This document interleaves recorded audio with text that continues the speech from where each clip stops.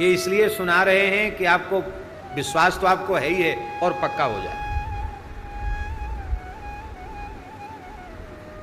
एक बरेली में, बरेली एक कस्बा है, शहर है, जिला है उत्तर प्रदेश का। तो बरेली में हमारे पूज्य गुरुदेव भक्तमाली जी के एक शिष्य रहते थे। उनका नाम श्री ओम प्रकाश अग्रवाल था और वो कोई जन्मांतरीय संस्कार संपन्न योगी थे और भगवान शिव के अनन्य उपासक थे। शंकर जी ही इष्ट थे उनके और शंकर जी के अनन्य उपासक थे वो।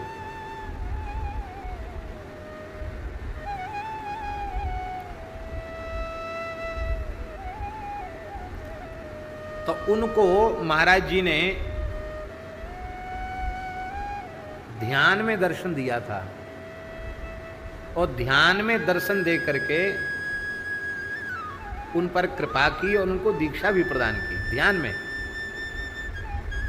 और जैसा महाराज जी ने उनको बताया था उसी अनुसार वो साधन करते थे।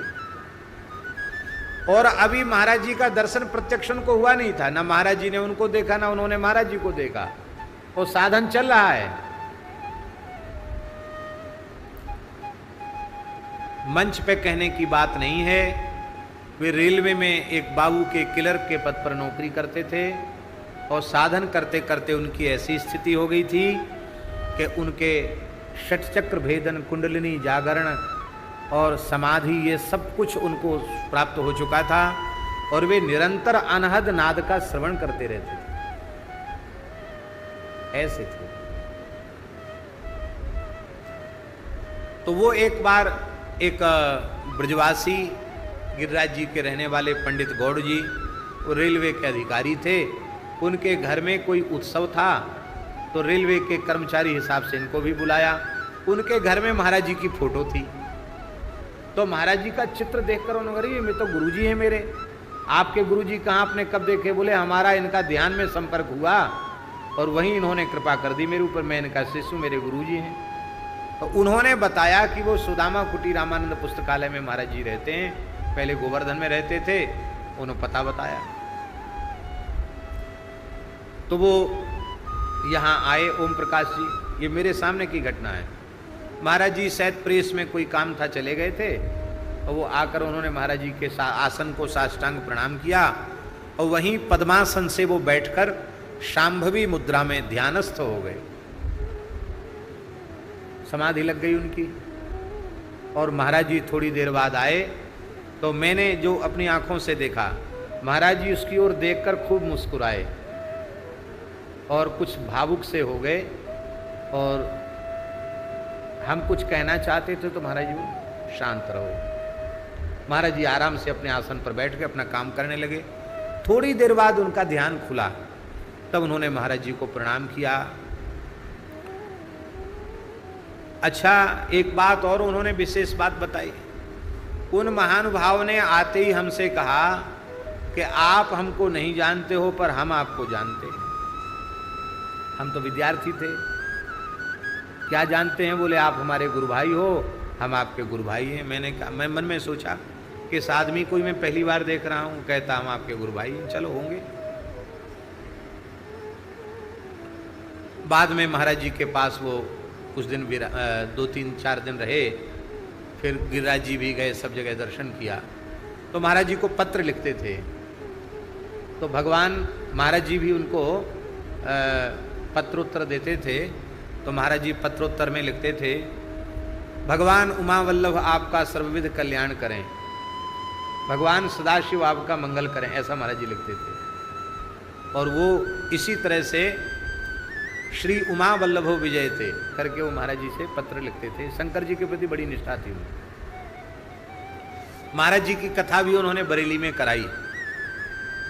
उस कथा में हम नहीं गए, पर वो आसन रोज लगवाते थे, अलग अलग आसन। जैसे कथा हो रही महाराज जी की तो सामने अलग अलग आसन लगाते थे। बोले ये नारद जी का आसन है, ये ब्रह्मा जी का आसन है, ये शंकर जी का आसन है, और कहते थे आओ आओ लाओ लाओ फूलमाला लाओ, नारद जी आ गए, लाओ सनकादिक भगवान आ गए, और कह करके बड़े भावपूर्वक वहां प्रणाम करके माला अर्पित करते थे। हम तो गए नहीं थे, पर हमारे नामारासी एक पंडित जी थे, वो कहते थे महाराज जी को भी ठगने वाले लोग खूब आते हैं, हमको तो लोगों को कुछ दिखता नहीं। कहते नारद जी आ गए, शंकर जी आ गए, ब्रह्मा जी आ गए, ये क्या मतलब है? महाराज जी के सामने का तो महाराज जी ने कहा संदेह मत करो, हमें तुम्हें नहीं दिखता पर इसको तो दिखता है।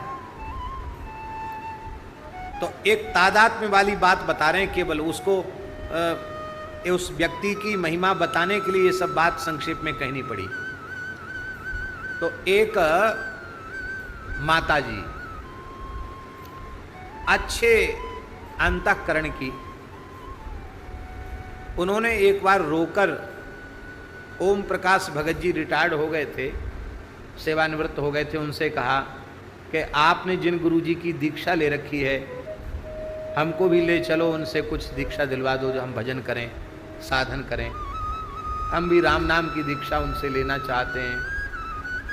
पर क्या करें महाराज, मैं जो है ऐसी घर गृहस्थी में फंसी हूँ कि इससे छुट्टी नहीं मिलती, आप कृपा करके हमारे पति से और सबसे अनुमति दिलवा दीजिए, कभी वृंदावन चलकर हम दीक्षा लेना चाहते हैं।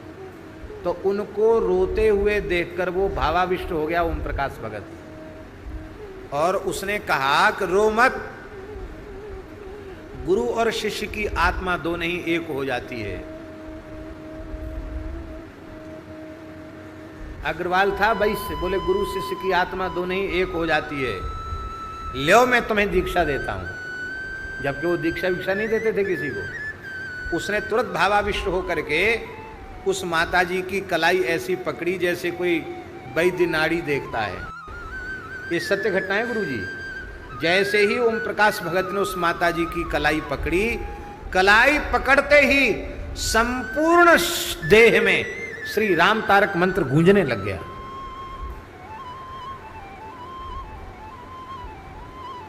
वो महाराज उस आनंद को संभाल नहीं पाई, मूर्छित हो गई। और उसके पति भी ओम प्रकाश जी को बहुत मानते थे। उन्होंने कहा हम आपके पीछे इतने दिनों से लगे हैं, आपने हमें तो कभी कुछ नहीं दिया और इसके ऊपर इतने जल्दी कृपा कर दी। तब उन्होंने कहा कि जैसा चित्त इसका है वैसा चित्त तुम्हारा नहीं है, तुम पहले अपनी भूमिका का निर्माण करो।